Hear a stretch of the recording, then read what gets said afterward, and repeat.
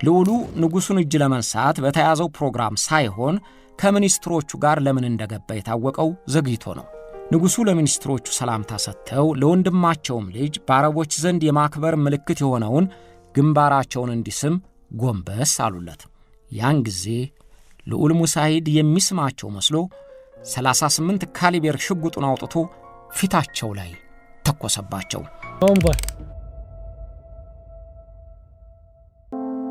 ንጉስ ፋይሳል መጋቢት 16 ቀን 1968 ዓ.ም ረፋድ ላይ 4 ሰዓት ተኩል ቢሮአቸው ደረሱ። የኩዌቱ የነዳጅ ሚኒስትር በተያዘላቸው ቀጠሮ መሰረት ንጉስ ፋይሳልን ለማነጋገር ቀድመው ከቤተ መንግስቱ ማረፊያ ተገኝተዋል። የሳውዲ የገንዘብ ሚኒስትር ዛኪ አማኒም አብረዋቸው ነበሩ። የወንድማቸው ልጅ ልዑል ሙሳዒድም የኩዌቱን የነዳጅ ሚኒስትር እያነጋገረ እዚያው ነበር። ያን ዕለት በሌላው የቤተ መንግስቱ ክፍል ንጉሱን እጅ ለመንሳት የሚመጡትን ልዑላንንና ከፍተኛ ሹማምንት ሌሎችንም ለመቀበል ፕሮግራም ተይዟል። ከዚያ ቀን 1 ወር በፊት ጀምሮ ንጉስ ፋይሳል ከቀድሞው የተለወጠ ባህሪ ታይቶባቸዋል። በቢሮአቸው ብቻቸውን መሆን ይፈልጋሉ። ያዳምጣሉ እንጂ ንግግር በእጅጉ ቀንሰዋል። በተመስጦና በስታዜ ያሉ ነበር። መጋቢት 16ም ቢሮአቸው አርፍደው መድረሳቸው ሰሞኑን የሚታይባቸው ተመስጦ ውጤት ነው ተብሎ ተገምቷል። ንጉስ ፋይሳል ለዚያ መሰል ጥሞናና ገለል ማለት የዳረጋቸው ከወር በፊት ያዩዋቸው ህልሞች ሳይሆኑ አልቀረም። በሙስሊም እምነት ተከታዮች ዘንድ በተለይም እንደ ንጉስ ፋይሳል ከፍ ባሉ ለእምነቱ የተገዙ መሪዎች ዘንድ ህልም እንደ መጠቆሚያ ስለሚቆጠር ይታመንበታል። ንጉስ ፋይሳል አንድ ቀን ሟቹ አያታቸው አብዱልአዚዝ እናትህን እንድታገኛት ልውሰድህ ሲሏቸው አዩ። እናታቸው የሞቱት ገና የ7 ዓመት ታዳጊ በነበሩበት ጊዜ ነው። በዚያው ሰሞን ሌላ ቀን ከሞቱት አያታቸው ወንድማቸውና እህታቸው ጋር ሆነው በመኪና ሲሄዱ አዩ። ንጉስ ፋይሳል እነዚህን ህልሞቻቸውን በደግ አልተረጎሟቸውም። የምድር ቆይታቸው የተቃረበ መሆኑን አምነው ሞታቸውንም እየጠበቁ ነበር። ላክስታቸውም ይህንን ዓመት እንኳ የሚጨርስ አይመስለኝም ብለዋቸዋል። ሞታቸውንም በሰው እጅ በሰማዕትነት እንዲያደርግላቸው በአደባባይ ሲናገሩ ሰንብተዋል። ንጉስ ፋይሳል ያላወቁት በማንና መቼ ወይም እንዴት ብቻ ነበር። ያቺ ቀን መጋቢት 16 ቀን 1968 መሆኗንም አላወቁም። كان يعتقد انه وارجو الله سبحانه وتعالى انه اذا كتب لي الموت ان يكتب لي الموت شهيدا في سبيل الله موتن በወሰነብኝ ጊዜ የሰማዕትነት ሞት እንደሚሰጠኝ ታላቅ በሆነው ፈጣሪ ተስፋ አደርጋለሁ። በእንግዳ መቀበያው እንደደረሱ የኩዌቱ ሚኒስትር እንዲገቡ ተጠሩ። ጋዜጠኞች ካሜራቸውን አስተካክለው ይጠባበቃሉ። አስተናጋጆችም ቦታቸውን ይዘዋል። የኩዌትና የሳውዲ አረቢያ ሚኒስትሮች ወደ ክፍሉ ሲገቡ ንጉስ ፋይሳል ሊቀበሏቸው ከወንበራቸው ተነሱ። ከነሱ በኋላ የወንድማቸው ልጅ የሆነው ልዑል ሙሳዒድም ተከትሎ ገባ። ልዑሉ ንጉሱን እጅ ለመንሳት በተያዘው ፕሮግራም ሳይሆን ከሚኒስትሮቹ ጋር ለምን እንደገባ የታወቀው ዘግይቶ ነው። ንጉሱ ለሚኒስትሮቹ ሰላምታ ሰጥተው ለወንድማቸውም ልጅ በአረቦች ዘንድ የማክበር ምልክት የሆነውን ግንባራቸውን እንዲስም ጎንበስ አሉለት። ያን ጊዜ ልዑል ሙሳዒድ የሚስማቸው መስሎ 38 ካሊበር ሽጉጡን አውጥቶ ፊታቸው ላይ ተኮሰባቸው። ጥይቷ ፊታቸውን አልፋ ወደ ጉሮሯቸው ዘለቀች። ሁለተኛውን ጥይት በጆሮ ጉንዳቸው ላይ ተኮሰው። በሶስተኛው ሳታቸው። ንጉስ ፋይሳል በቴሌቪዥን ካሜራ እየተቀረጹ ወለሉ ላይ ዘፋሉ። ተኩሱ እንደተሰማ በቅርባቸው የቆመው የክብር ዘብ በታጠቀው ሰይፍ ከነሰገባው ልዑሉን መታው። ደገመው። ሌሎችም ደርሰው ተረባረቡበት። በልዑሉ ላይ ሰይፍ ሲመዘዝበት ሽጉጥ ሲቀባበልበት ሲያዩ የገንዘብ ሚኒስትሩ ዛኪ አማኒ ልዑሉን እንዳትገድሉ እያሉ ደጋግመው ስለጮሁ ለጊዜው በቁጥጥር ስር ሆነ። ንጉስ ፋይሳል በሕይወት ሐኪም ቤት ቢደርሱም ሐኪሞቹ ሕይወታቸውን ለማዳን ሳይቻላቸው ቀረ። ንጉስ ፋይሳል በወንድማቸው ልጅ ተተኩሶባቸው በቤተ መንግሥታቸው ውስጥ በ69 ዓመታቸው ሞቱ። ሞት አልፈራም ሞቴም በሰው እጅ ይሁንልኝ ይሉ የነበሩት ንጉስ ፋይሳል ባላሰቡት ጊዜና መንገድ በቤተሰባቸው አባል በቤተ መንግሥታቸው ውስጥ ተገደሉ። ብዙ ዕቅዶቻቸውን ፈጽመው ሌሎችንም አቅደው በውጭ ጉዳይ ሚኒስትርነት ለ45 ዓመታት በጠቅላይ ሚኒስትርነት 21 ዓመታት፣ በንጉስነት 11 ዓመታት አገልግለው አረፉ። ቀብራቸው የየሀገራት መሪዎች በተገኙበት ሕዝባቸው በመረረ ሐዘን እያለቀሰላቸው ከፍ ባለ ክብር በቤተሰቦቻቸው የቀብር ስፍራ ተፈጸመ። ገዳያቸው ልዑል ሙሳይድ ፍርድ ቤት ቀረበ። የአእምሮ ህመም ተጠቂ ነው ተብሎ ስለተጠረጠረ ወደ ሆስፒታል ተላከ። ጤነኛነቱም ስለተረጋገጠ ፍርድ ቤት አንገቱ ተቀልቶ እንዲሞት ፈረደበት። በውሳኔው ማግስት የድምፅ ማጉሊያ ያጠመዱ መኪናዎች የሞት ቅጣቱ እንደሚፈጸም ስለቀሰቀሱ የሪያድ ሕዝብ ወደ መገደያው ስፍራ ግልብጥ ብሎ ወጣ። ልዑል ሙሳይድ የመደንገጥም የመፍራትም ምልክት አላሳየም። ነጭ ልብሱን ለብሶ ዓይኑ ተሸፍኖ አንገቱን ቀልሶ ተንበረከከ። ገዳው ሰይፉን አመቻቸ። ልዑል ሙሳይድ ንጉሣዊ ቤተሰብ ስለሆነ ተራ ዜጋ በሚገደልበት አይነት ሰይፍ ሊገደል አይገባም ተብሎ እጀታው በወርቅ የተለበጠ ሰይፍ ተዘጋጅቶለታል። በአንድ ምት አንገቱ ተቀንጥሶ ተገደለ። አስከሬኑ የት እንደተቀበረ ይፋ አልሆነም። የንጉሡና የገዳያቸው ቀብር ከተጠናቀቀ በኋላ ለመሆኑ የወንድማቸው ልጅ ለምን ገደላቸው? ከግድያው ጀርባስ ሌላ ኃይል የለም ወይ? የሚሉት ጥያቄዎች ተቀስቅሰው ዜጎችም የሳውዲ አረቢያ የሕግ ተቋማትም ተወዛገቡበት። ይሆናሉ የተባሉ ግምቶችም ናኙ። አንደኛው ግምት ሲአይኤና ሞሳድ ግድያውን አቀናብረውታል የሚል ነው። ከ2 ዓመታት በፊት የነዳጅ ማዕቀብ በማድረግ የዓለምን ገበያ በማንሸባረካቸው እና አሜሪካ ቂም ሳይዙባቸው አልቀሩም። ማዕቀቡ ምዕራባውያንና ሌሎች ሀገሮችንም ለዋጋ ንረት ሲዳርግ የሳውዲ አረቢያን ምጣኔ ሀብት እንዲመነጠቅ በማድረጉም ተናደዋል። በዚያው ልክ ፋይዛልና ሳዑዲ ተጽዕኖ ለማሳደር የበቁ ኃያላኑ ሳይቀር በቁጣ ሳይሆን በትሕትና ንገሩልኝ ብለው ሳይሆን ንገሩልኝ ተብለው ቀጠሮ የሚያዝላቸው ሆነዋል። እስራኤልም ዕውቅና ስላልሰጧት ብቻ ሳይሆን ሊያስወግዷትም የሚፈልጉ ዋነኛ ጠላታቸው ነች። ስለዚህ ያጎታቸውን ልጅ አጥምደውት ሊሆን ይችላል ተብሎ ታመነበት።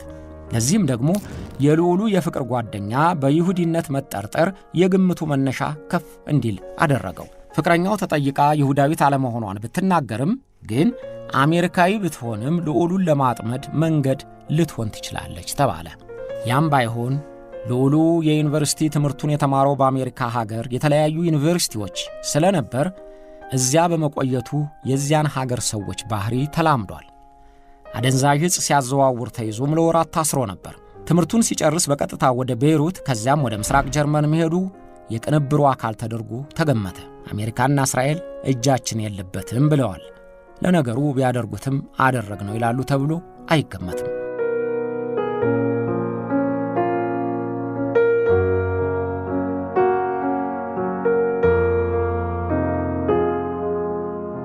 ሌላው ግምት ልዑል ሙሳይድ አምቆ የያዘው የበቀል ስሜት ነበር የሚለው ነው። ንጉሥ ፋይሳል ለመጀመሪያ ጊዜ የቴሌቪዥን ጣቢያ ሲመሰርቱ ከተቃዋሚዎቹ አክራሪዎች አመፅም ካስነሱት አንዱ የልዑል ሙሳይድ ወንድም ልዑል ካሊድ ሙሳድ ነበር። ሕግ በልዑልም ይሁን በማንኛውም ዜጋ እኩል ይሠራል ብለው የሚያምኑት የልዑል ፋይሳል መንግሥት አመፁን እንዲቆጣጠሩ ፖሊሶች ላከ። ተኩስ ተከፈተና ልዑል ካሊድ ተገደለ።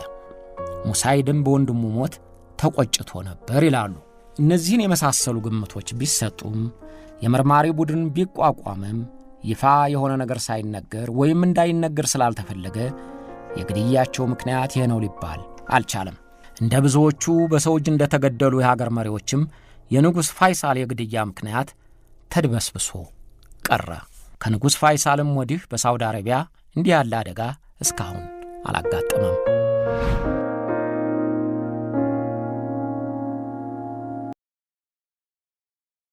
ንጉሥ ፋይሳል መሪዎች ሀገርንና ሕዝብን እንዲጠብቁ፣ ሀገርንና ሕዝብን እንዲያስከብሩ፣ ሀገርንና ሕዝብን በእድገት ጎዳና እንዲመሩ ይሾማሉ።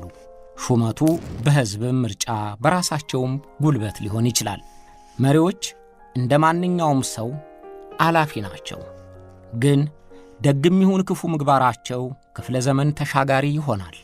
ሕዝብ በማስለቀሳቸው፣ ሀገር በማስደፈራቸው፣ በግፍና ጭካኔ ተግባራቸው፣ በእቡይና እኔ ያልሁት ብቻ ይሁን በሚል ጭካኔያቸው መሪዎች ትውልድና ታሪክ እያብጠለጠሉና እየረገሟቸውም ቢሆን ያስታውሷቸዋል።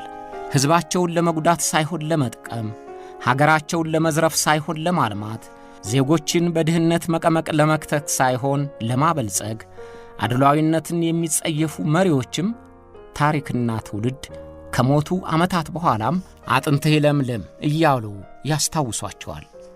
ከነዚያ በበጎ ከሚነሱት መሪዎች ውስጥ ንጉሥ ፋይዛል ቢን አብዱል አዚዝ አልሳውድ የሚጠቀሱ ሆነዋል። እርግጥ ነው የንግሥናን ሥርዓት ዴሞክራሲያዊ አለመሆኑን እየጠቀሱ ሃይማኖታዊ አስገዳጅነት ያለው አስተዳደር መሆኑን የሚያስቡ በጠላትነት የፈረጇቸው ሀገር ሕዝቦች የንጉሥ ፋይዛል ተግባር ሚዛን ላይ ደፋላቸው ይችላል። ግን ንጉሥ ፋይዛል በቅድሚያ ሊዳኙ የሚገባቸው በሀገራቸው ሕዝብ ነው። የሀገራቸው ሕዝብ ደግሞ ከሞቱ 50 ዓመታት በኋላም በደግ ምግባራቸው ያወደሳቸዋል። ንጉሥ ፋይዛል ባይጀምርልን ኖሮ ምን እንሆነው ነበር እያሉ የሚያስታውሷቸው በስተዋል። አዎ ሳውዲ አረቢያ ከእርሳቸው በፊትም የነዳጅ ምርት ነበራት፣ ግን የእርሷ መጠቀሚያ አልነበረም። ሀብት ያላት ከዘመናዊ ስልጣኔ የራቀች ነበረች። ንጉሥ ፋይዛል ግን ሳዑዲ አረቢያን እጇን ይዘው ወደ ዘመናዊነት፣ ወደ ሀብት፣ ወደ ተሰሚነት፣ ወደ ተከባሪነት ጉብታ አወጣት እያሉ ያሞጋግሷቸዋል። ድንገተኛ ሞታቸው መራር የነበረውም ዜጎቻቸውን መልካም ተግባራቸውን እያስታወሱ በእንባቸው ሊከፍሏቸው የሞከሩት ስለዚህ ነው።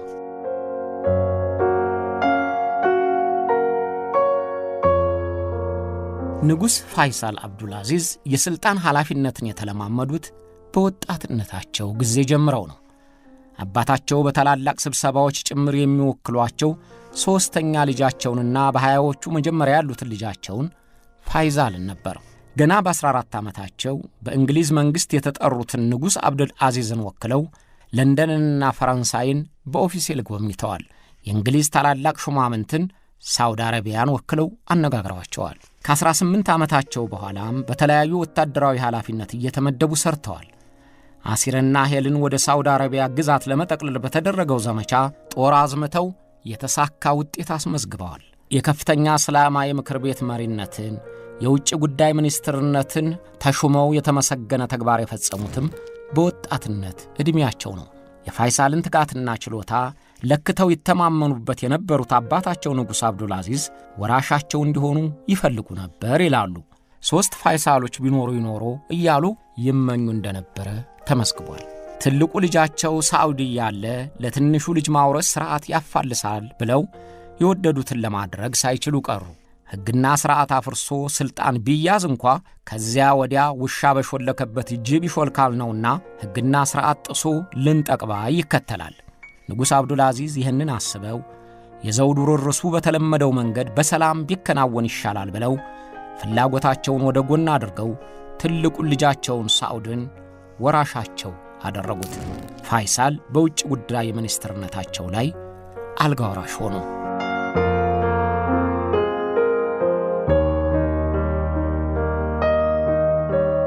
አብዛኛውን ጊዜ ሥልጣን ዝምድናንና ውለታን አታውቅም። ወንድማማችም ይሁን አባትና ልጅ ወይም ወዳጅነት ቢኖራቸው ሁለት ተፎካካሪ ኃይሎች ትካሻ ለትካሻ መለካካት ይጀምራሉ። በኔ በልጥ ፉክክር ይጠመዳሉ። በሐሳብ መለያየት ይከተላል። የሐሳብ መለያየቱ ወደ ሥልጣን ሽሚያ ይወስዳል። መጠቃቃት ይጀመራል። በመንግሥት ሥራም ብዙ ልምድ በሌላቸው ታላቁ ወንድማቸው ንጉሥ ሳዑድና በካቢኔውም በውትድርናውም ልምድና ውጤት ባስመዘገቡት ሕዝባቸውን በሚገባ የሚያውቃቸው አልጋወራሽ ፋይዛል መካከል መግባባት ጠፋ። እኔ ያልሁት ካልሆነ የሚልልህና መናናቅ ወንድማማቾቹን አጣላቸው። ፋይዛል በጠቅላይ ሚኒስትርነታቸው የተሰጠኝን ሥልጣን ንጉሡ እየሸረሸረ አላሰራሉ ሲሉ፣ ንጉሡ ወንድማቸው ደግሞ የኔን ትእዛዝ አልቀበል ብሏል እያሉ ተቀየሟቸው። ጸባቸውም ከነርሱ አልፎ አደባባይ ወጣ። ያን ጊዜ አልጋወራሽ ፋይዛል ከጠቅላይ ሚኒስትርነታቸው በገዛ ፈቃዳቸው ሥልጣናቸውን ለቀቁ።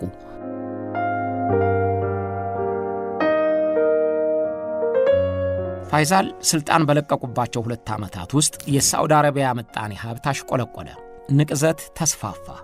ስለዚህ ንጉሣዊ ቤተሰቡ፣ የካቢኔው አባላት፣ የታላቁ መስጊድ ኢማም መክረውና ዘክረው በቀደመ ሥራቸው የሚያኮራ ተግባር ፈጽመዋል ያሏቸውን አልጋ ወራሽ ፋይዛል ወደ ጠቅላይ ሚኒስትርነታቸው እንዲመለሱ በሥራቸውም ጣልቃ እንዳይገቡባቸው በንጉሥ ሳዑድ ላይ ግፊት አደረጉባቸው። ንጉሥ ሳዑድ ደስ ባይላቸውም ተስማሙ። አልጋ ወራሽ ፋይዛልም አምልጧቸው የነበረው ሥልጣን ሲመለስላቸው ከዚያ በኋላ እንዳያፈተልክባቸው ነቅተውና ተግተው ሠሩ። በዚህም ዘዴያቸው ጠቅላይ ሚኒስትርነቱን ከነሙሉ ሥልጣኑ እስከ ለተሞታቸው ይዘውት ቆይተዋል። የፋይሳል ወደ ጠቅላይ ሚኒስትርነት ሥልጣን መመለስ በወንድማማቾቹ መካከል ያለውን መቀናቀን አልቀነሰውም። ያን ጊዜ ጉልበት የተሰማቸው አልጋ ወራሽ ፋይሳል ሆኑ። የንጉሣዊ ቤተሰቡንና የታላቁን መስጊድ ኢማም የዑለማዎችንም የሃይማኖት ምክር ቤትንም ድጋፍ ያገኙት ፋይሳል ጉልበት እየተሰማቸው ኃይላቸውን ማጠናከር ታመሩ። ብዙ ጊዜ ሥልጣን ወደ ጉልበተኞች ወንበር ማምራቷን ሲያዩ ቶሎ ሄደው የሚለጠፉ ለአንተ ወንበር ከፊትህ እንሞታለን የሚሉ አርጋጃና ጓጆች ሲበዙ በተደጋጋሚ ይታያል። ፋይሳል ገናን እየሆኑ ጉልበትም እየተሰማቸው መሆኑን ሲያዩ ንጉሣዊ ቤተሰቡና የጸጥታ ኃይሎቹም የእርሳቸውን አቅም እያገነኑ አለንልህ ማለት ጀመሩ። ንጉሥ ሳዑድ ሥልጣናቸው በየጊዜው እየተቦረቦረ ቀጨጨ። የዙሪያ ገባውን አስተያየት የተረዱትና ባለጊዜው እሳቸው መሆኑን የገመቱት አልጋ ወራሽ ፋይዛል ንጉሥ ሳዑድ ለሕክምና በሄዱበት ወቅት አጋጣሚውን ተጠቅመው በዋና ዋና የኃላፊነት ቦታዎች ላይ ሹም ሽር አደረጉበት። የንጉሥ ሳዑድ ታማኞች የሚባሉትን ሹማምንት እያባረሩ ለእርሳቸው በሚታመኑት ተኳቸው። የወታደራዊውና የጸጥታውን ተቋም ኃላፊዎችም ደጋፊዎቻቸውን ሾሙበት። የክብር ዘቡንም ለእርሳቸው ታማኝ ለሆነው ልዑል ሰጡት።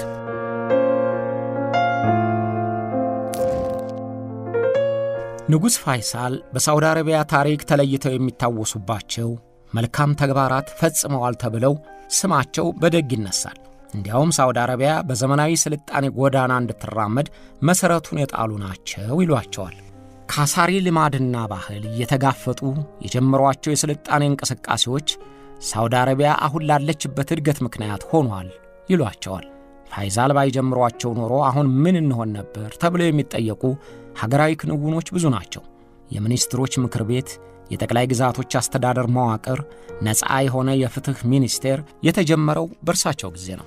በሳዑዲ አረቢያ ባርነት እንዲቀርና በሕግ የተከለከለ እንዲሆን ተግተው የሠሩት አልጋ ወራሽ ከሆኑበት ጊዜ ጀምሮ ነው። በ1954 ዓ.ም ንጉሥ ፋይዛል ባርነትን የሚከለክለው ሕግ እንዲደነገግ ባደረጉ ጊዜ 1682 ሰዎች ከባርነት ነፃ ወጥተዋል። ለአሳዳሪዎቻቸውም ለእያንዳንዳቸው 2000 የአሜሪካን ዶላር የከፈለው መንግሥት ነው።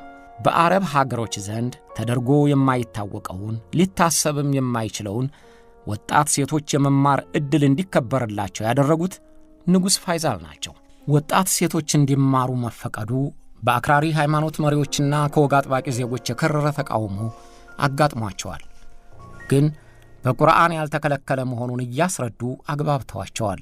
የቴሌቪዥን ጣቢያ ለመጀመሪያ ጊዜ ተገንብቶ ስርጭት እንዲጀምር ሲደረግ ሃይማኖት ተደፈረ ከሚሉ ጽንፈኞች ጋር ደም ያፋሰሰ ተቃውሞ ገጥሟቸዋል።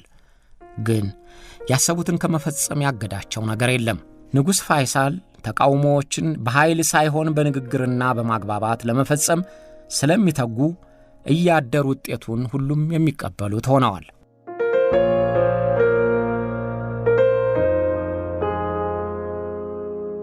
ንጉሥ ፋይሳል የሚጀምሯቸው ዕቅዶች ለሕዝብ የሚጠቅሙ ተግባሮች መሆኑን ቢያውቁትም ተቃውሞ ወይም ቅሬታ ከተሰማባቸው ምን ታመጣላችሁ ብለው በግዴታ ላድርገው አይሉም፣ ያወያያሉ።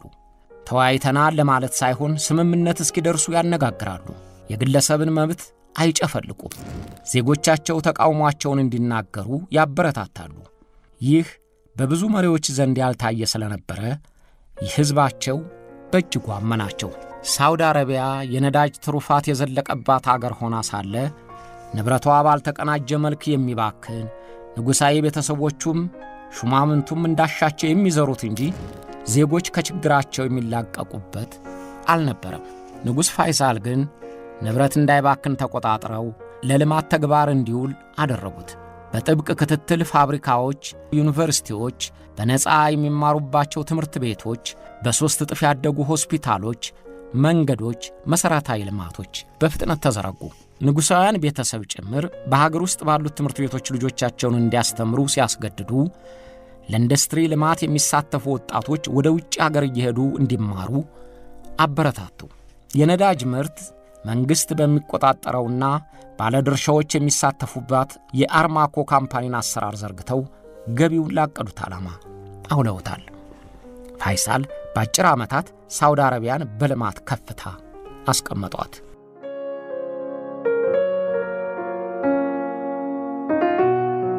ንጉሥ ፋይሳል በጭራሽ ለድርድር የማያቀርቧቸው አቋሞች ነበሯቸው። የፍልስጤም ሉዓላዊነት የተከበረ እንዲሆን እስራኤልን አለማወቅና ደጋፊዎቿን መቃወም፣ የአረብና የሙስሊም ሀገሮች በአንድ የሚዘክሩበት ድርጅት መመስረት ናቸው።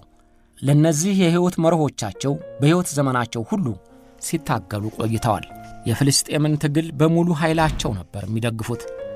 በተለይም ከስድስቱ ቀናት ጦርነት በኋላ ኢየሩሳሌምና አላስቃ መስጊድ በእስራኤል ስር በመሆናቸው ያንገበግባቸው እንደነበረ ተነግሯል። የልጅ ልጃቸው እንደተናገረው ከሆነ አላስቃ ከተያዘ በኋላ ስቀው አያውቁም። ደስታቸውም ጠፋ። ንግግራቸውንም ቆጥበዋል። هل ننتظر الضمير العالمي؟ أين هو الضمير العالمي؟ إن القدس الشريف ወንድሞቼ ምን እንጠብቃለን? ዓለም እንዲቀሰቅሰን እየጠበቅን ነው። የዓለም ህሊና የታለ? ወንድሞቼ የአላስቃ መስጊድ ከመርከስና ከመውደም ታድኑ ዘንድ እየጠራችሁና እየለመናችሁ ነው። የሚያስፈራን ምንድነው? ሞትን እንፈራለን እንዴ? ማንስ ነው የሚያቆመን? በፈጣሪ መንገድ እየተጓዙ ከመሞት በላይ ምን የሚያስደስት ነገር አለ? ንጉሥ ፋይሳል ከእስራኤል ጋር ጦርነት ለሚያደርጉት የአረብ አገሮች ሁሉ ዋና ደጋፊያቸው ነበሩ። ለጆርዳን፣ ለሶሪያ ከናስር ጋርም ከታረቁ በኋላ ለግብጽ የገንዘብና የጦር መሳሪያ የወታደርም እርዳታ በገፍ ሲያቀርቡ ቆይተዋል። ተዋጊ ጀቶችን ጭምር ለነግብጽ ሰጥተዋል። ከዚህም የበለጠ ዓለምን ያንጫጫውን ጦርነት በሪያድ ቤተ መንግሥታቸው ውስጥ ሆነው አፋፍመውት ነበር። በ1965 ዓ.ም ግብጽ በእስራኤል ላይ በሲና ዩም ኩቡር ጦርነት ከፈተች። ሶሪያ የጥቃቱ ተባባሪ ሆነች። ለ17 ቀናት በዘለቀው ጦርነት ግብጽ የሲናይ በረሃን ከእስራኤል እጅ ማስለቀቅ ባትችልም ከፍተኛ ጉዳት አደረሰችባት። ያን ጊዜ ንጉሥ ፋይሳል የነዳጅ ምርት በከፍተኛ ቁጥር እንዲቀንስ፣ ለዓለም ገበያ የሚቀርበውን ፍጆታ እንዲቆጠብ አዘዙ። ለእስራኤል ተባባሪዎችም ነዳጅ አንሸጥም አሉ። ያን ጊዜ የዓለም ገበያ ተናጋ። ምዕራባውያን ጭምር ውሳኔው መታቸው። ምጣኔ ሀብታቸው በአንድ ጊዜ ተንሸባረከ። በበርሜል $3 የነበረው ነዳጅ በአንድ ጊዜ $12 የአሜሪካን ዶላር ሆነ። የነዳጅ እንቅጥቃጤው የዓለም ንግዱንም አሸበረው። ያ ውሳኔያቸው ንጉሥ ፋይሳልን ከፍ አድርጎ አሳያቸው። በምጣኔ ሀብት ብቻ ሳይሆን በፖለቲካም ንጉሥ ፋይሳል ቀዳሚ ቦታ እንዳላቸው አስመሰከሩ። በዚያው መጠን የሳውዲ አረቢያ ምጣኔ እጅግ ከፍተኛ እድገት በማሳየቱ ለሕዝባቸው የተሻለ ኑሮ ስላገኙለት ወደዳቸው።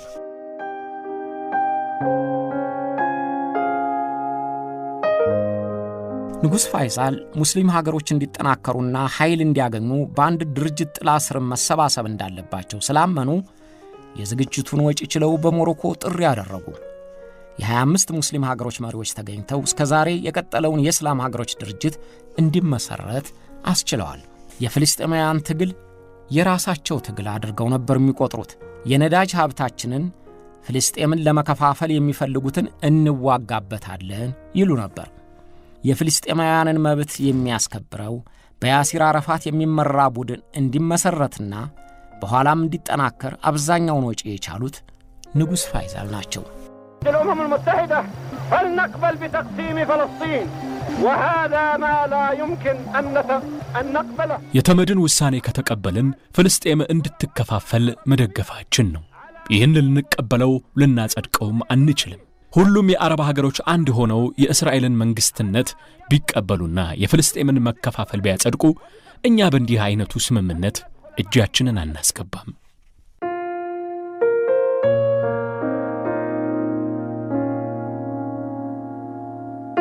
ንጉሥ ፋይሳል ለሀገራቸው ጥቅም ከሰጣቸው ከማንም ጋር ቢሆን መስማማት ያውቁበታል። አሜሪካን እስራኤልን የምትደግፍ በመሆኗ ይቃወሟታል። ፍላጎቷንም ይገድባሉ።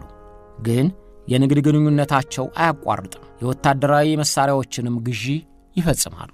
አሜሪካም ሳውዲ አረቢያን ያህል በነዳጅ የበለጸገች ሀገር አኩርፋ መለየት አትፈልግም። ስለዚህ በሌሎች ሀገር መንግስታት ላይ የምትጠቅሳቸው ዴሞክራሲ፣ ሰብአዊ መብት፣ ምርጫ እያለች ለሽፋን የምትጠቀምባቸውን መለኪያዎች ወዲያ ወርውራ ግንኙነቷን እያረቀች ትቀጥላለች። ሶቪየት ኅብረትን በምትከተለው ርዕዮተ ዓለም አይወዷትም። ኮሙኒዝምን አጥብቀው ይቃወማሉ። በአካባቢው ሀገሮች የምታደርገውንም ጣልቃ ገብነት ይቃወማሉ። የንግድ ጉዳይ ከሆነ የቴክኖሎጂ ዕውቀት ውርርስ ከሆነ ግን አይኗን አላይም ብለው አያኮርፉም። ፋይዛል የሚጠቅማቸውን እያደረጉ ሀያላን ሀገሮችን በሚዛን እየለኩ ክብራቸውን አስጠብቀው የኖሩ ንጉሥ ነበሩ። ونحن حينما نصارح بسياستنا لا يهمنا أن يزعل الغرب أو أن يتكدر የፖለቲካ አቋማችን አሜሪካንን ወዳጆቿን ቢያናድድም ሶቪየት ኅብረትንና አጋሮቿን ቢያበሳጭም ጉዳያችን አይደለም። ምክንያቱም ምስራቃውያኑና ምዕራባውያኑ የአረቦችን መብት ለመዋጥና ቅዱስ ቦታቸውንም ለመውሰድ ተስማምተዋል። ከፈጣሪያችንና ከሃይማኖታችን የተቀበልነውን ትእዛዝ እንጠብቃለን። አረቦች ራሳችንን መጠበቅ አለብን። ንጉሥ ፋይሳል በባህሪያቸው ሐቀኛ፣ እጃቸውን ቢቆርጧቸው የማይሰማቸው ጭራሽ ቸር፣ ከሰው ጋር መቀላቀል የሚያውቁ ናቸው እያሉ የሀገራቸው ሰዎች አመስግነው አይጠግቡም። እርሳቸውም ቢሆን ወንድሜ አገልጋዬ በሉኝ እንጂ ንጉሥ አትበሉኝ እያሉ ቅርበታቸውን ለሕዝባቸው ያሳዩት ነበር።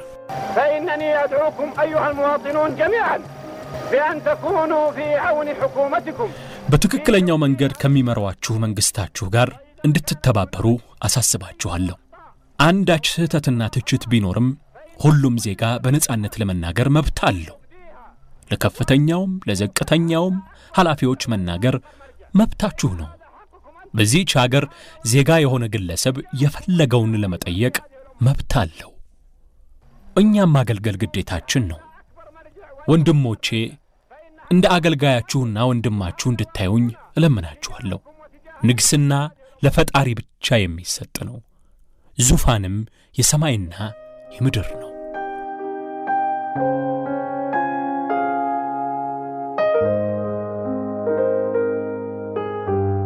ንጉሥ ፋይሳል በራሳቸው የሚተማመኑ የሀገራቸውን ባህልና የእምነታቸውን እሴቶች አጉልተው ለማሳየት የሚተጉ ነበሩ። አለባበሳቸው በሳውዲ ሃይማኖት መሪዎች የተለመደው ቀሚስ፣ ጥምጥም አዘውትረው የሚጠቀሙ ነበሩ። ከሀገር መሪዎች ጋር ሲገናኙም ሆነ በታላላቅ ስብሰባዎች አለባበሳቸው አይለወጥም። አንድ ጊዜ ኢራኑ ንጉሥ የነበሩት መሐመድ ራዛ ሳውዲ አረቢያ ዘመናዊ አኗኗር እንድትከተል እንዲያደርጉ ይመክሯቸዋል። ሴቶች ከፈለጉ አጭር ቀሚስ እንዲለብሱ፣ የዳንስ ክበቦችን ለወጣቶች እንዲፈቅዱ መከሯቸው። የወጣቶችን ፍላጎት ካላሟላህ በዙፋንህ ላይ መቆየትህ ያጠራጥራል ብለው የምክር ደብዳቤ ይልኩባቸዋል። ራዛ በአውሮፓውያን አለባበስ የሚጠቀሙ በኢራንም ክበቦች የሚፈቀዱበትና የሴቶች ተጽዕኖ የሌለባት ሀገር ነበረች። ፋይዛል እንዲህ ብለው መለሱላቸው። ንግስና እኮ የፈረንሳይ አይደለም፣ የኢራን አብዛኛው ዜጋ ሙስሊም መሆኑን ባትረሳው ይሻልሃል ብለዋቸዋል። እውነትም እንዳሉት ሆኖ ንጉሥ ራዛ አክራሪ በተባሉ ሙስሊሞች ስልጣናቸውን ተነጠቁ። ረጅም ሰዓታት በስራቸው ላይ ማሳለፍ ይመርጣሉ። ንጉሥ ፋይሳል ወደ ስልጣን ከመጡ በኋላ የሃይማኖት መሪዎች በመንግስት ሥራ ጣልቃ መግባታቸውን ቀስ በቀስ አሳንሰውታል። ምንም እንኳ ያለ ጊዜያቸው ንግስናቸውን እንዲያገኙ የኡላማዎች እርዳታ ያልተለያቸው ቢሆንም በመንግስት የሥራ ክንውን እየተሳተፉ ማስቸገራቸውን እንዲቀንሱ አድርገዋል።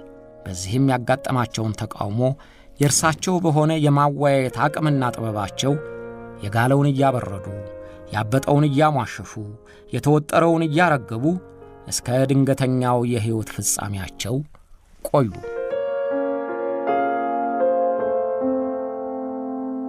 ንጉሥ ፋይሳል መጋቢት 16 ቀን 1968 ዓ.ም ረፋድ ላይ 4 ሰዓት ተኩል ቢሮአቸው ደረሱ። የኩዌቱ የነዳጅ ሚኒስትር በተያዘላቸው ቀጠሮ መሠረት ንጉሥ ፋይሳልን ለማነጋገር ቀድመው ከቤተ መንግሥቱ ማረፊያ ተገኝተዋል። የሳውዲ የገንዘብ ሚኒስትር ዛኪ አማኒም አብረዋቸው ነበሩ። የወንድማቸው ልጅ ልዑል ሙሳይድም የኩዌቱን የነዳጅ ሚኒስትር እያነጋገረ እዚያው ነበር። ያን ዕለት በሌላው የቤተ መንግሥቱ ክፍል ንጉሡን እጅ ለመንሳት የሚመጡትን ልዑላንንና ከፍተኛ ሹማምንት ሌሎችንም ለመቀበል ፕሮግራም ተይዟል። ከዚያ ቀን 1 ወር በፊት ጀምሮ ንጉሥ ፋይሳል ከቀድሞው የተለወጠ ባህሪ ታይቶባቸዋል። በቢሮአቸው ብቻቸውን መሆን ይፈልጋሉ። ያዳምጣሉ እንጂ ንግግር በእጅጉ ቀንሰዋል። በተመስጦና በትካዜ ያሉ ነበር የሚመስሉት። መጋቢት 16ም ቢሮአቸው አርፍደው መድረሳቸው ሰሞኑን የሚታይባቸው ተመስጦ ውጤት ነው ተብሎ ተገምቷል። ንጉሥ ፋይሳል ለዚያ መሰል ጥሞናና ገለል ማለት የዳረጋቸው ከወር በፊት ያዩዋቸው ህልሞች ሳይሆኑ አልቀረም። በሙስሊም እምነት ተከታዮች ዘንድ በተለይም እንደ ንጉሥ ፋይሳል ከፍ ባሉ ለእምነቱ የተገዙ መሪዎች ዘንድ ህልም እንደ መጠቆሚያ ስለሚቆጠር ይታመንበታል። ንጉሥ ፋይሳል ጥሩ ህልም አላዩም ነበር። አንድ ቀን ሟቹ አያታቸው አብዱልአዚዝ እናትህን እንድታገኛት ልውሰድህ ሲሏቸው አዩ። እናታቸው የሞቱት ገና የ7 ዓመት ታዳጊ በነበሩበት ጊዜ ነው። በዚያው ሰሞን ሌላ ቀን ከሞቱት አያታቸው ወንድማቸውና እህታቸው ጋር ሆነው በመኪና ሲሄዱ አዩ። ንጉሥ ፋይሳል እነዚህን ህልሞቻቸውን በደግ አልተረጎሟቸውም። የምድር ቆይታቸው የተቃረበ መሆኑን አምነው ሞታቸውንም እየጠበቁ ነበር። ላክስታቸውም ይህንን ዓመት እንኳ የሚጨርስ አይመስለኝም ብለዋቸዋል። ሞታቸውንም በሰው እጅ በሰማዕትነት እንዲያደርግላቸው በአደባባይ ሲናገሩ ሰንብተዋል። ንጉሥ ፋይሳል ያላወቁት በማንና መቼ ወይም እንዴት እንደሚገደሉ ብቻ ነበር። ያች ቀን መጋቢት 16 ቀን 1968 መሆኗንም አላወቁም። وأرجو الله سبحانه وتعالى أنه إذا كتب لي الموت أن يكتب لي الموت شهيدا في سبيل الله ሞትን በወሰነብኝ ጊዜ የሰማዕትነት ሞት እንደሚሰጠኝ ታላቅ በሆነው ፈጣሪዬ ተስፋ አደርጋለሁ።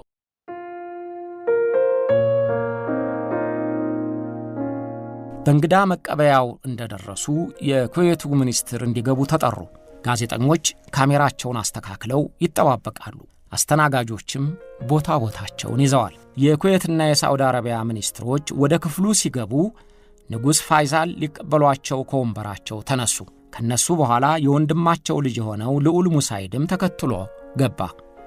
ልዑሉ ንጉሡን እጅ ለመንሳት በተያዘው ፕሮግራም ሳይሆን ከሚኒስትሮቹ ጋር ለምን እንደገባ የታወቀው ዘግይቶ ነው። ንጉሡ ለሚኒስትሮቹ ሰላምታ ሰጥተው ለወንድማቸውም ልጅ በአረቦች ዘንድ የማክበር ምልክት የሆነውን ግንባራቸውን እንዲስም ጎንበስ አሉለት። ያን ጊዜ ልዑል ሙሳይድ የሚስማቸው መስሎ 38 ካሊበር ሽጉጡን አውጥቶ ፊታቸው ላይ ተኮሰባቸው። ጥይቷ ፊታቸውን አልፋ ወደ ጉሮሯቸው ዘለቀች። ሁለተኛውን ጥይት በጆሮ ግንዳቸው ላይ ተኮሰው። በሦስተኛው ሳታቸው። ንጉሥ ፋይሳል በቴሌቪዥን ካሜራ እየተቀረጹ ወለሉ ላይ ዘፋሉ። ተኩሱ እንደተሰማ በቅርባቸው የቆመው የክብር ዘብ በታጠቀው ሰይፍ ከነሰገባው ልዑሉን መታው። ደገመው። ሌሎችም ደርሰው ተረባረቡበት። በልዑሉ ላይ ሰይፍ ሲመዘዝበት፣ ሽጉጥ ሲቀባበልበት ሲያዩ የገንዘብ ሚኒስትሩ ዛኪ አማኒ ልዑሉን እንዳትገድሉ እያሉ ደጋግመው ስለጮኹ ለጊዜው በቁጥጥር ስር ሆነ። ንጉሥ ፋይሳል በሕይወት ሐኪም ቤት ቢደርሱም ሐኪሞቹ ሕይወታቸውን ለማዳን ሳይቻላቸው ቀረ። ንጉሥ ፋይሳል በወንድማቸው ልጅ ተተኩሶባቸው በቤተ መንግሥታቸው ውስጥ በ69 ዓመታቸው ሞቱ። ሞት አልፈራም፣ ሞቴም በሰው እጅ ይሁንልኝ ይሉ የነበሩት ንጉሥ ፋይሳል ባላሰቡት ጊዜና መንገድ በቤተሰባቸው አባል በቤተ መንግሥታቸው ውስጥ ተገደሉ። ብዙ ዕቅዶቻቸውን ፈጽመው ሌሎችንም አቅደው በውጭ ጉዳይ ሚኒስትርነት ለ45 ዓመታት፣ በጠቅላይ ሚኒስትርነት 21 ዓመታት፣ በንጉሥነት 11 ዓመታት አገልግለው አረፉ። ቀብራቸው የየሀገራት መሪዎች በተገኙበት ሕዝባቸው በመረረ ሐዘን እያለቀሰላቸው ከፍ ባለ ክብር በቤተሰቦቻቸው የቀብር ስፍራ ተፈጸመ። ገዳያቸው ልዑል ሙሳይድ ፍርድ ቤት ቀረበ። የአእምሮ ሕመም ተጠቂ ነው ተብሎ ስለተጠረጠረ ወደ ሆስፒታል ተላከ። ጤነኛነቱም ስለተረጋገጠ ፍርድ ቤት አንገቱ ተቀልቶ እንዲሞት ፈረደበት። በውሳኔው ማግስት የድምፅ ማጉሊያ ያጠመዱ መኪናዎች የሞት ቅጣቱ እንደሚፈጸም ስለቀሰቀሱ የሪያድ ሕዝብ ወደ መገደያው ስፍራ ግልብጥ ብሎ ወጣ። ልዑል ሙሳይድ የመደንገጥም የመፍራትም ምልክት አላሳየም። ነጭ ልብሱን ለብሶ አይኑ ተሸፍኖ አንገቱን ቀልሶ ተንበረከከ። ገዳው ሰይፉን አመቻቸ። ልዑል ሙሳይድ ንጉሣዊ ቤተሰብ ስለሆነ ተራ ዜጋ በሚገደልበት አይነት ሰይፍ ሊገደል አይገባም ተብሎ እጀታው በወርቅ የተለበጠ ሰይፍ ተዘጋጅቶለታል። በአንድ ምት አንገቱ ተቀንጥሶ ተገደለ። አስከሬኑ የት እንደተቀበረ ይፋ አልሆነም። የንጉሡና የገዳያቸው ቀብር ከተጠናቀቀ በኋላ ለመሆኑ የወንድማቸው ልጅ ለምን ገደላቸው? ከግድያው ጀርባስ ሌላ ኃይል የለም ወይ? የሚሉት ጥያቄዎች ተቀስቅሰው ዜጎችም የሳውዲ አረቢያ የሕግ ተቋማትም ተወዛገቡበት። ይሆናሉ የተባሉ ግምቶችም ናኙ። አንደኛው ግምት ሲአይኤና ሞሳድ ግድያውን አቀናብረውታል የሚል ነው። ከሁለት ዓመታት በፊት የነዳጅ ማዕቀብ በማድረግ የዓለምን ገበያ በማንሸባረካቸው እና አሜሪካ ቂም ሳይዙባቸው አልቀሩም። ማዕቀቡ ምዕራባውያንና ሌሎች ሀገሮችንም ለዋጋ ንረት ሲዳርግ የሳውዲ አረቢያን ምጣኔ ሀብት እንዲመነጠቅ በማድረጉም ተናደዋል። በዚያው ልክ ፋይዛልና ሳዑዲ ተጽዕኖ ለማሳደር የበቁ ኃያላኑ ሳይቀር በቁጣ ሳይሆን በትሕትና ንገሩልኝ ብለው ሳይሆን ንገሩልኝ ተብለው ቀጠሮ የሚያዝላቸው ሆነዋል። እስራኤልም ዕውቅና ስላልሰጧት ብቻ ሳይሆን ሊያስወግዷትም የሚፈልጉ ዋነኛ ጠላታቸው ነች። ስለዚህ ያጎታቸውን ልጅ አጥምደውት ሊሆን ይችላል ተብሎ ታመነበት። ለዚህም ደግሞ የልዑሉ የፍቅር ጓደኛ በይሁዲነት መጠርጠር የግምቱ መነሻ ከፍ እንዲል አደረገው። ፍቅረኛው ተጠይቃ ይሁዳዊት አለመሆኗን ብትናገርም ግን አሜሪካዊ ብትሆንም ልዑሉን ለማጥመድ መንገድ ልትሆን ትችላለች ተባለ። ያም ባይሆን ልዑሉ የዩኒቨርሲቲ ትምህርቱን የተማረው በአሜሪካ ሀገር የተለያዩ ዩኒቨርሲቲዎች ስለነበር እዚያ በመቆየቱ የዚያን ሀገር ሰዎች ባህሪ ተላምዷል። አደንዛዥ ዕፅ ሲያዘዋውር ተይዞም ለወራት ታስሮ ነበር። ትምህርቱን ሲጨርስ በቀጥታ ወደ ቤይሩት ከዚያም ወደ ምስራቅ ጀርመን መሄዱ የቅንብሩ አካል ተደርጎ ተገመተ። አሜሪካና እስራኤል እጃችን የለበትም ብለዋል። ለነገሩ ቢያደርጉትም አደረግነው ይላሉ ተብሎ አይገመትም።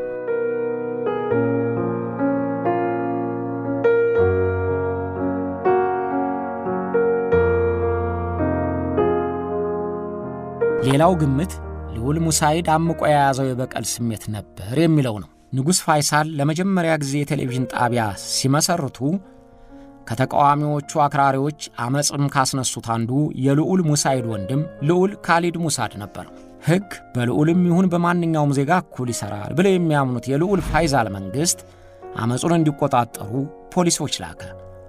ተኩስ ተከፈተና ልዑል ካሊድ ተገደለ። ሙሳይድም በወንድሙ ሞት ተቆጭቶ ነበር ይላሉ። እነዚህን የመሳሰሉ ግምቶች ቢሰጡም የመርማሪ ቡድን ቢቋቋምም ይፋ የሆነ ነገር ሳይነገር ወይም እንዳይነገር ስላልተፈለገ የግድያቸው ምክንያት ይህ ነው ሊባል አልቻለም። እንደ ብዙዎቹ በሰው እጅ እንደተገደሉ የሀገር መሪዎችም የንጉሥ ፋይሳል የግድያ ምክንያት ተድበስብሶ ቀረ። ከንጉሥ ፋይሳልም ወዲህ በሳውዲ አረቢያ እንዲህ ያለ አደጋ እስካሁን አላጋጠመም።